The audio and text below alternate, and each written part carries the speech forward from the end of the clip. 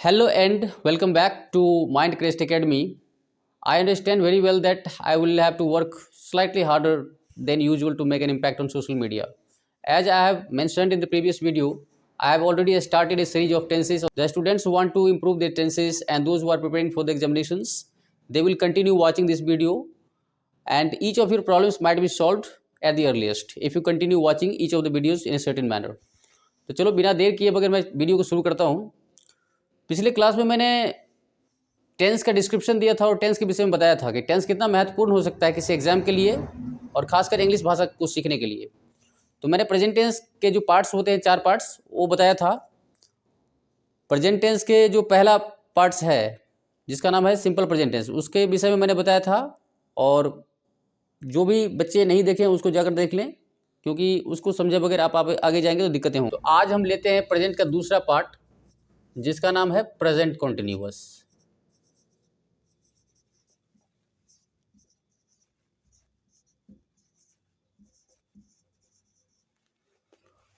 Present continuous बहुत सारे बच्चे इसको प्रेजेंट इम्परफेक्ट भी कहते हैं।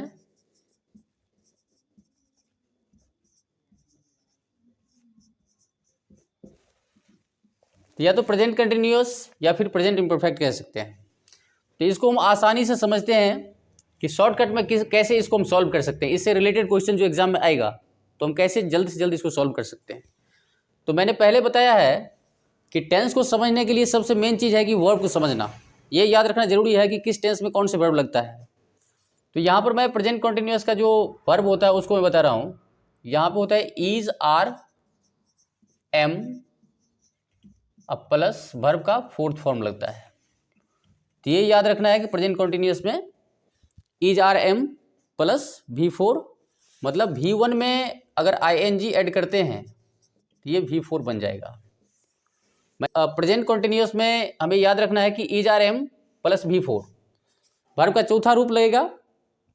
उससे पहले इज आर एम में से कोई एक जरूर रहेगा किसी सेंटेंस में, तो हमें समझ जाना है कि प्रेजेंट कॉन्टिन्यूअस है। तो ये तो हमें समझ में आ गया कि वर्ब का ये रूप होता है, लेकिन इसमें भी कुछ ऐसे शब्द हैं जिसके माध्यम से हमें समझ में आ जाएगा कि ये शब्द हमें बता देगा कि ये सेंटेंस प्रेजेंट कॉन्टिन्यूअस में बनेंगे। तो इंपॉर्टेंट वर्ड्स आप लोगों को याद रखना है। Important words for continuous tense, for present continuous tense.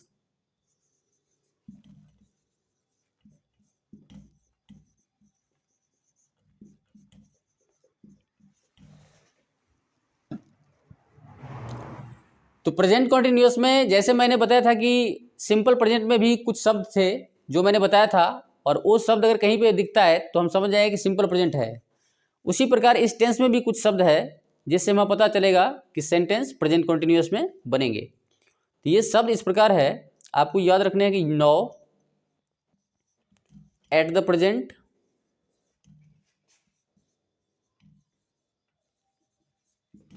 At the moment,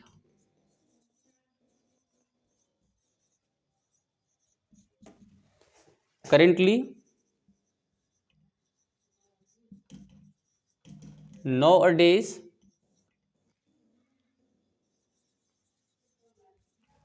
these days,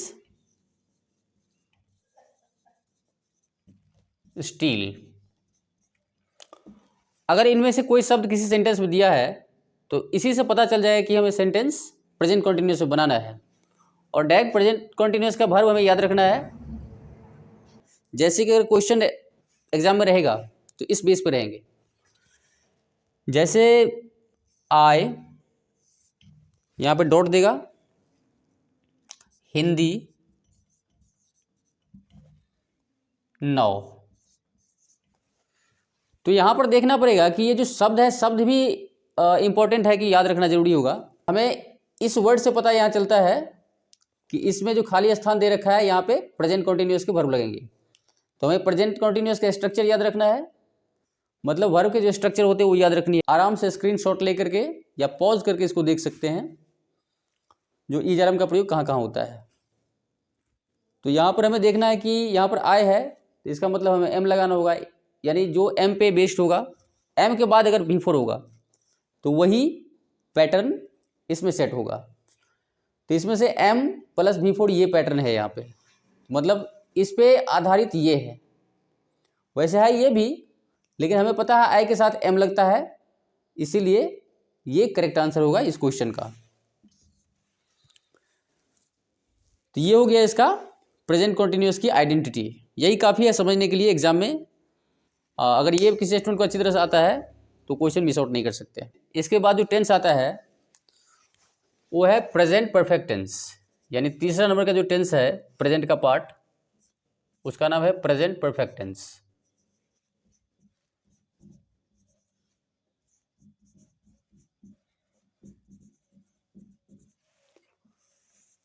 present perfect अगर परफेक्ट कहीं पे भी आता है, तो जैसे कि मैंने पहले बता रखा है कि कंटिन्यूअस अगर कहीं पे आता है तो कंटिन्यूअस की सबसे बड़ी पहचान है इंग्लिश में कि वर्ब का फोर्थ फॉर्म आएगा उसमें। उसी प्रकार अगर प्रेजेंट परफेक्ट कहीं पे परफेक्ट कहीं पे है तो परफेक्ट में थर्ड फॉर्म ही लगता है, ये याद रखना है। यदि प्रेजेंट परफेक्ट है तो यहाँ पे होगा has have plus third form of verb, यही याद रखना है। यानी हमें याद रखना है कि प्रेजेंट परफेक्ट में किस वर्ब का प्रयोग होता है। तो ये हमेशा ध्यान रखना है कि प्रेजेंट परफेक्ट में हैज है plus third form of verb, यानी तीसरा रूप लगता है।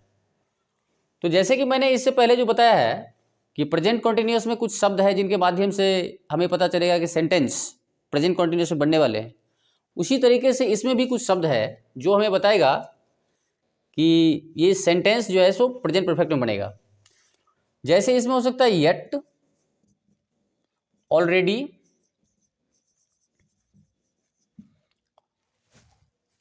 Earlier, by now, up to now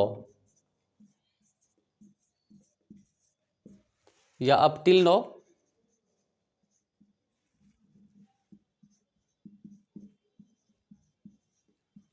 या बाय नो हो सकता है। बाय नो तो मैंने लिख रखा है, सो फार। अगर ये शब्द कहीं पे है दिया हुआ है, कुछ एक्स्ट्रा भी है, लेकिन मैंने इतने ही बताने की कोशिश की है जितना कम समय बताया जा सकता है और एग्जाम की तैयारी भी हो सकती है, क्योंकि मैं पूरा डिटेल्स में जाऊंगा तो लगेगा लंबा समय। तो इसलिए उनमें से मैं सेलेक्ट करके कुछ शब्दों को लिख दिया है जिसके माध्यम से हमें पता चल जाएगा कि ये प्रेजेंट परफेक्ट बनाए जा सकते हैं। तो ये शब्द है जिसके माध्यम से हमें पता चलेगा कि सेंटेंस प्रेजेंट परफेक्ट में बनेंगे। अगर इनमें से कोई भी वर्ड किसी सेंटेंस में दे रखा है तो हमें पता चल जाएगा कि वो सेंटेंस प्रेजेंट परफेक्ट के टेंस के बेस पर बनाना है। जैसे कि एग्जाम्पल अगर लेना है, जैसे यहां पर दे देगा ही, येट। अब येट दे दिया, लेकिन एक बात याद रखना है, अगर येट दे दिया है प्रेजेंट परफेक्ट में है तो इसमें नेगेटिव में बनेगा, ध्यान रखना जरूरी है। येट अगर है और प्रेजेंट परफेक्ट में दिया है तो इसमें नेगेटिव में सेंटेंस बनेगा। जैसे यहां पर ऑब्जेक्टिव में ऐसा दे सकता है, is not come, am not come,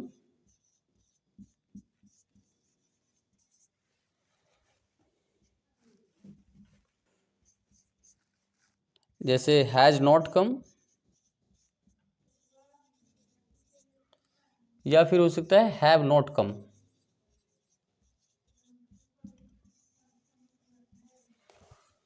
तो हमें देखना है कि प्रेजेंट परफेक्ट का जो पैटर्न हैज है प्लस V3, इनमें से कौन सा जो ऑप्शन है जो इस पैटर्न पे बैठता है। एक चीज और मैं बता दूं, देखो आई, वी, यू, दे और एक से अधिक नाम हो,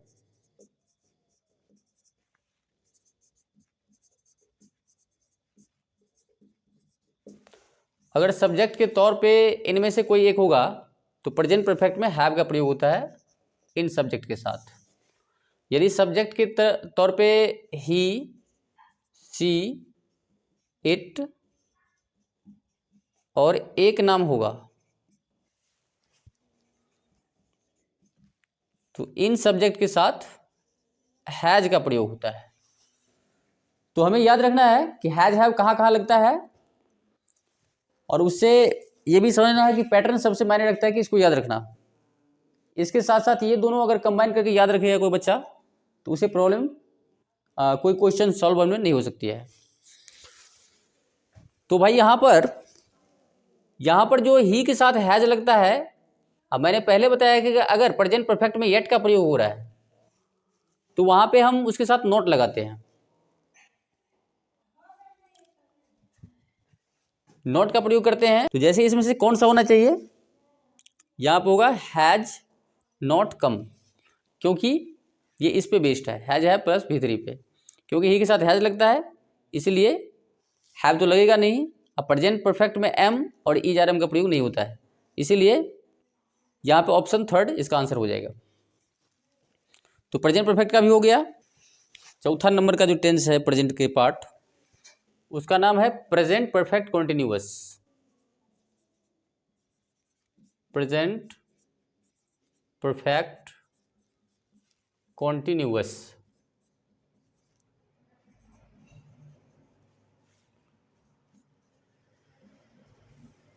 देखो भाई इसको याद रखना है कैसे। इसका सबसे बड़ा पैटर्न होता है कि जैसे कि परफेक्ट का बताया है मैंने, हैज है प्लस V3, तो हैज है तो आना तय है इसमें। उसके बाद इसमें बीन लगा होगा, उसके बाद फोर्थ फॉर्म इसमें आएगा, क्योंकि मैंने पहले बताया है कि कॉन्टिन्यूअस अगर होता है तो चौथा रूप आता ही है। तो ये पैटर्न हमें याद रखना है। इसमें सबसे जो मेन इंपॉर्टेंट चीज़ याद रखना कि इस टेंस को हम पहचानेंगे कैसे। तो इसके लिए स्पेशल वर्ड यहाँ पर जो है, जैसे मैंने पिछले टेंस में बता रखा है, इसमें ज़्यादा वर्ड्स नहीं है। इसमें बस इतना देखना है कि अगर किसी सेंटेंस में जनरली फोर और सिंस है तो हमें समझ जाना है कि वो सेंटेंस प्रेजेंट परफेक्ट कॉन्टिन्यूअस का है। मतलब इसी से हमें पता चल जाएगा, या तो फोर रहना चाहिए या सिंस लगना चाहिए। जैसे इसका प्रयोग पीरियड ऑफ टाइम के लिए होता है,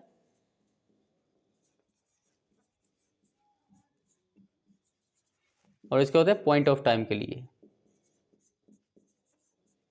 मतलब निश्चित समय अगर दिया है तो सिंस का प्रयोग करते हैं, अनिश्चित दे रखा है तो फोर का प्रयोग करते हैं। तो ये चीज है जो हमें बताएगा कि प्रेजेंट परफेक्ट कंटिन्यूअस टेंस की आइडेंटिटी क्या होती है, इंग्लिश में कैसे हम समझ सकते हैं। अगर फोर सिंस में से कोई एक किसी सेंटेंस में दे रखा है तो इसी समय पता चल जाएगा कि sentence present perfect continuous tense में बनेगा। जैसे मैं एक एग्जांपल लेता हूं, दे इंग्लिश फॉर 2 years। जैसे यहां पर सेंटेंस हम दे रखे हैं, यहां पर फोर लगा है, यही फोर हमें बता रहा है कि ये सेंटेंस प्रेजेंट परफेक्ट कंटिन्यूअस का है। अगर इससे हमें पता चल गया तो हमें पैटर्न याद रखना है। इस पैटर्न पे जो ऑप्शन होगा वही इसका आंसर होगा। जैसे इसमें ऐसे हो सकता है, are reading, are reading, am reading,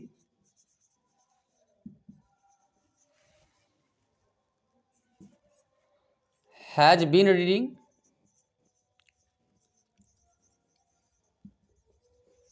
और डी में हैव बीन रीडिंग।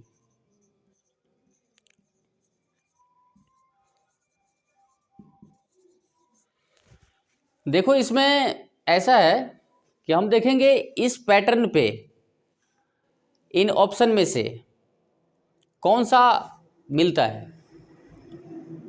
तो मैंने बता रखा है पहले दे के साथ हैव लगता है, तो हैव आ गया। बीन आ गया तो बीन है इसमें, तो बीन भी है। V4 है तो यहाँ पे V4 है।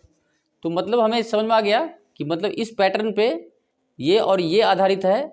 लेकिन हमें ये भी याद रखना है कि किस सब्जेक्ट के साथ हैज लगता है और किस सब्जेक्ट के साथ हैव लगता है। तो दे के साथ हैव लगता है, इसलिए इसका आंसर ये हो जाएगा। तो मैंने प्रेजेंट के जितने पार्ट्स थे मैंने शॉर्टकट तरीके से बता दिया है, और मैं डिटेल्स में बाद में पढ़ाऊँगा। एक स्पेशल क्लास कंडक्ट करूँगा जिसमें पूरे डिटेल्स में टेंस के जितने भी बेसिक से लेके इंटरमीडिएट से लेकर के एडवांस तक जितने भी रूल्स आते हैं वो सारे के सारे बताएंगे हम आगे आकर के। तो मैंने खासकर ये एग्ज़ाम जो देने वाले हैं उन बच्चों के लिए ये शॉर्टकट तरीका से बताया है। और अगले वीडियो में आएंगे तो पास्ट के जितने भी पार्ट है वो सारे के सारे कंप्लीट करेंगे, और उसके कंप्लीट करने के बाद बहुत जल्द जितने भी ग्रामर के पार्ट्स पूछे जाते हैं एग्जाम में वो सारे के सारे कवर करेंगे। जैसे वॉइस हो गया, नरेशन हो गया, डिग्री हो गया, डिग्री ऑफ कंपैरिजन हो गया जैसे, या फिर क्वेश्चन टैग हो गया, क्लाउज, सिंथेसिस, एनालिसिस, जितने भी क्वेश्चन है सारे सारे कवर करेंगे। इसलिए आप लोग अच्छी तरह से वीडियो को देखिए। अगर किसी प्रकार की प्रॉब्लम होती है तो आप लोग डायरेक्टली पूछिएगा मुझे, मैं बेहतर तरीके से रिप्रेजेंट करूँगा अगर नेक्स्ट वीडियो में आऊँगा तो।